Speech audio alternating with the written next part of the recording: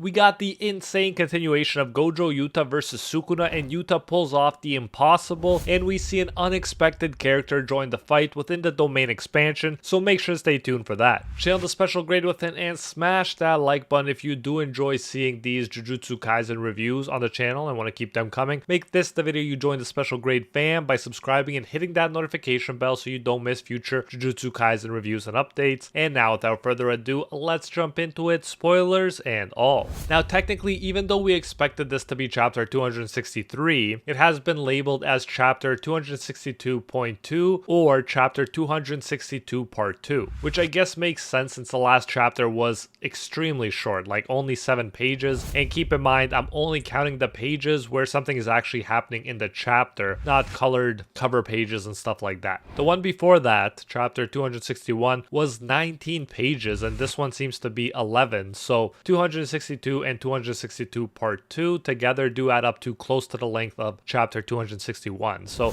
the math does add up. This will probably all be one chapter in the volume when it's released. Either way, we will be getting more here than 262 part 1, which is hype, and I'm glad to see. Part 1 was just way too short, way too little, and I felt as much at the time. In the last quote-unquote chapter, we got the two beasts both using domain expansion. Yujo or Gota, whichever you prefer. I like Gota because it kind of sounds like goat. Used the small barrier to withstand the effects of Malevolent Shrine for 3 minutes. Jujutsu Kaisen loves its countdown, so that built in a hype time limit. The goal is to inflict enough damage within that 3 minutes so that Sukuna can't maintain Malevolent Shrine, and it's looking good in regards to that for this chapter, as we'll see. The short-lived chapter last time ended with Yuta being lackluster, Sukuna having the upper hand, and being confident. To be fair, Yuta didn't have a lot of time to do anything. Part of the reason Yuta looked bad in the last chapter is that he didn't have the knowledge that Sukuna can use domain amplification within Limitless to land punches while opening a domain. Then we saw a crying Rika hugging Yuta's lifeless body in a close-up on his eyes, or I should say his body's eyes. So I predict the last chapter that Yuta would step it up. No way there'd be all that build up for Yuta, for him just to stay lackluster throughout the fight. And there was the idea of Rika coming into play as well, since she's clearly still a presence in this world, and I can't see her just crying there for the rest of the series. I'm also intrigued by the idea of her potentially taking over Yuta's lifeless body and coming to the battlefield. That seems like the warped kind of romance that the Queen of Curses would be into, but for now, let's see how those predictions panned out as far as this part of the chapter goes.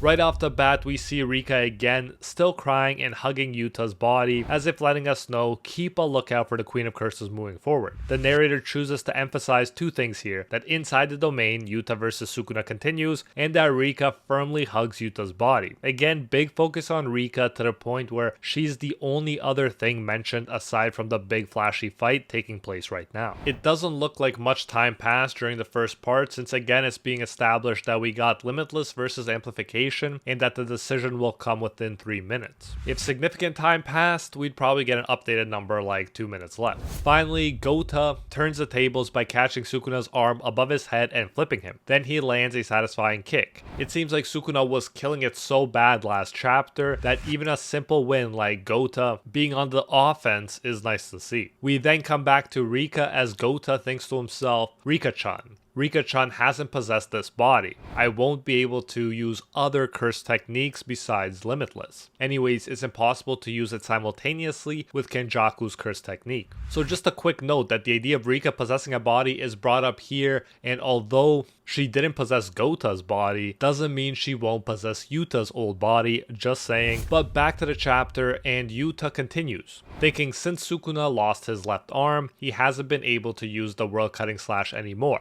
Now he has no other way to break through Limitless curse technique besides amplification. And yes, world cutting slash is the move that beat Gojo, and thank God he can't use it anymore. It's another sign of how they are actually wearing Sukuna down, and he's getting weaker as the fight goes on, proving that when they win, it truly will be a team effort that involved Gojo in a big way pre and post death. what with Yuta taking over his body and being very useful in this chapter. Considering all of this, Yuta comes to the conclusion that the advantage is his, and yeah, it better be for those 3 minutes at least, because after that, the advantage will definitely be Sukuna's if he doesn't shut down Malevolent Shrine. While he's thinking he has an advantage, Yuta seems to also land a satisfying hit on Sukuna. With an open hand, it looks like our boy just slapped the King of Curses. Love to see it, but there is a problem before we get too excited. Doesn't look like it was an effective blow at all. Even Sukuna is shown with a question mark. Yuta thinks to himself that his sense of distance was wrong, and we'll get more into why that is in a bit. He dodges a Sukuna punch, and while he looks concerned, he thinks about how he also considered this during the substitution training, but ... End quote. As the fight rages on, he continues explaining that Gojo has oddly long arms and legs. Even the limitless curse technique, which seemed all powerful and absolutely perfect, is more demanding than he imagined. You can't master it with just one substitution, no wonder the 6 eyes are essential, end quote. And even if it's not exciting, stuff like this is very realistic.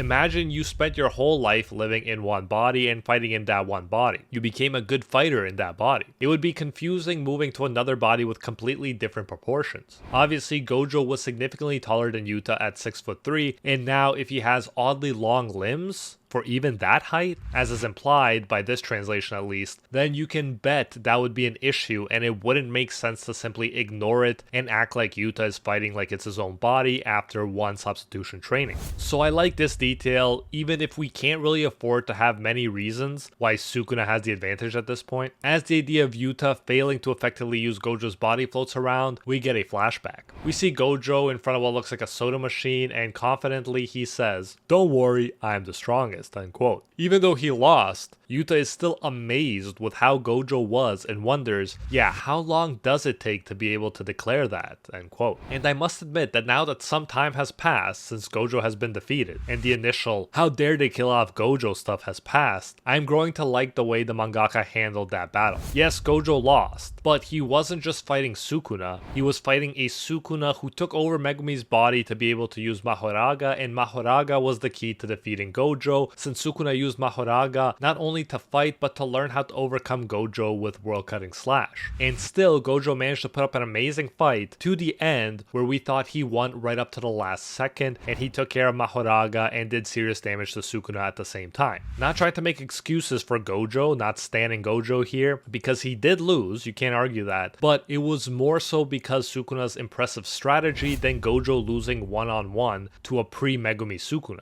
Sukuna needed a new power to win. All in all, I think if Gojo had to lose, which he did, so protagonist Yuji and the others could shine, then they did it in a way that still paid Gojo the respect he deserved. And now, even after death, he's being useful through his body again. So although he lost, and to be fair, he had to lose, he did get respect, which is good. Back to Sukuna, and he thinks it seems like Yuta is having trouble with the untamable curse technique. Isn't he? But ... end quote. So it's good to see here that Sukuna has a but. Yuta is still keeping Sukuna on his toes, which is good to see. It means there is some kind of threat that Sukuna could potentially foresee. Sukuna then says out loud to Yuta, "Do you have free time for this?" And then punches him. So this time while they're fighting, we stick to Sukuna's thoughts. So we got into Yuta's thoughts during this fight, and now we're getting into Sukuna's. Sukuna thinks, and I quote, "I heard from Kenjaku that Yuta Okotsu's curse technique is copied. This condition probably involves having the girl's spirit Shikigami consume part or all of the target's body of the curse technique," end quote. Nothing new for us there, but he continues. "Is the reason that the girl's spirit isn't with him due to the body transfer? In this state, is he able to use other copied curse techniques? Even if he can, the other copied curse techniques are already known to me, and Limitless is merely a secondary effect of Kenjaku's curse technique. I already confirmed in the first domain that multiple copied curse techniques cannot be used simultaneously. Except for Limitless, now Kotsu has no more tricks up his sleeve," end quote. So there we go, one of the big reasons Sukuna is a threat.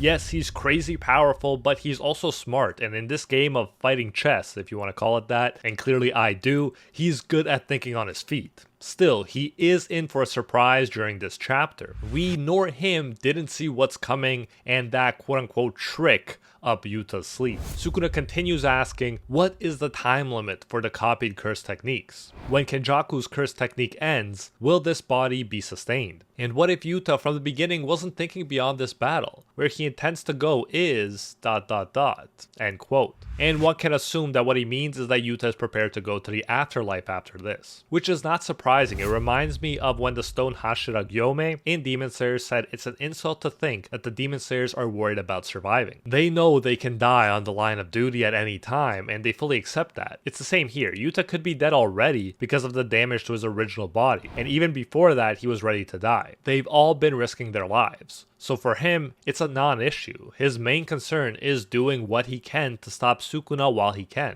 Still, part of the interest of Jujutsu Kaisen is that there are situations like this, where we don't know for sure what will happen with all these unique curse techniques and their consequences. I'm not sure either what will happen to Yuta if he doesn't undergo lethal injuries again, and I'm looking forward to finding out. Although I must admit, you can very easily see Yuta dying before the end of the series. We then jump to a flashback again. We see Gojo, love that his personality and character is still present in the new chapters, sometimes at least, even if it is in flashback. It's a good way of keeping the most popular character in the series without reviving him. He is so animated in these panels. In this first case, he wears one of his iconic expressions of disapproval when he tells Yuta, "Your cursed energy is sloppy, Yuta. Didn't Kusakabe-san tell you anything about it?" End quote. The others, meaning Maki, Panda Boy, and Inumaki, are upset with him, meaning Gojo, saying you're being way too harsh on Yuta, and that being harsh on only Yuta is hurting them a bit. A comment I like because it implies that he is harsh on Yuta for a good reason, because Yuta is special, which is true. And then Inumaki is like salmon, so you know he's got Yuta's back most of all. And then Gojo hilariously sticks out his tongue and plugs his ears. In 2 panels, we got 2 hilarious expressions. The mangaka isn't wasting a panel with Gojo in it, and I really appreciate it.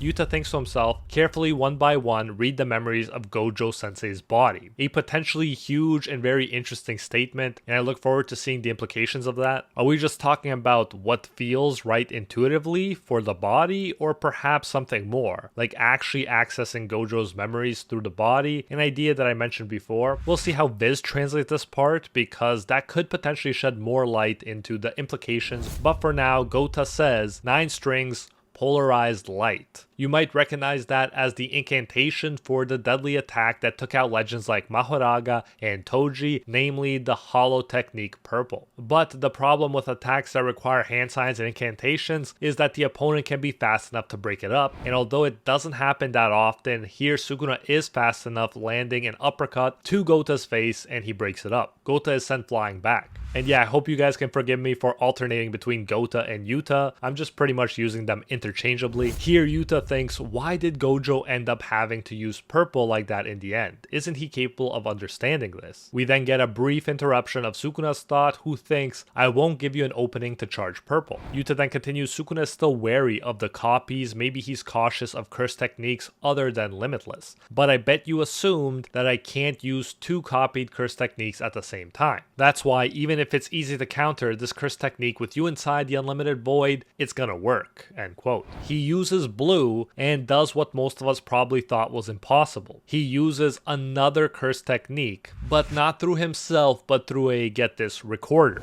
He uses blue, the attracting force, in preparation, and we hear the recorder say, don't move. It's Inumaki's technique, and most fans assume that it's Inumaki's recording, but just to be fair, Yuta has used that technique in the past too, so I'm not 100% sure whose recording it is, since it's not like the anime and we can't tell the voice actors apart. However, it must be said, it would be nice if it was Inumaki, because that would hammer in the teamwork aspect, and it could be a kind of revenge for when he lost his arm because of Sukuna. Either way, we now have blue being used, and a pointy animal skull is coming fast at Sukuna, who shouldn't be able to move. More importantly, Yuta should have enough time now to unleash purple on top of that as planned, which I'm sure is what he is trying to do. do. So I was right last chapter. Yuta definitely delivered here. Big differences from the first part of the chapter. Obviously, Rika didn't step in yet, but we got even more foreshadowing in this part that she probably will at some point. I'm wondering myself, what is the price to pay for this don't move command? Because it has to be hella severe. We know that the stronger the opponent, the stronger the cost. And also, when does it activate with a recording? The moment it's recorded or the moment the recording is used? Probably the latter, since how can you know for sure who it will be used against if it's just a recording and how strong that person will be at the time. But either way, another example of a power being used and we have no idea how it's gonna end up working. One of the beauties of this unpredictable series. I'm sure we will find out next chapter the inner workings of all this, but I gotta say, I could see this killing Inumaki if it's his recording and it works to stop Sukuna for long enough. I mean, that is asking a lot. Now, this, the way it's set up, could be the end of Sukuna and a win for Gota. But I personally think it's more likely that you'll have them get out of the domain expansions and other people will help before it's all over. Still, the result of this could be exactly what Yuta wanted, to injure Sukuna enough so that he can't maintain Malevolent Shrine. But that is it for this insane chapter. Honestly, way better than the first part, and it being longer obviously didn't hurt. Well, it did hurt Sukuna, to be clear, but anyways, check out this video, link on screen right now, that YouTube thinks you'll like to watch next. Like and subscribe for more, and I'll see you in the next one.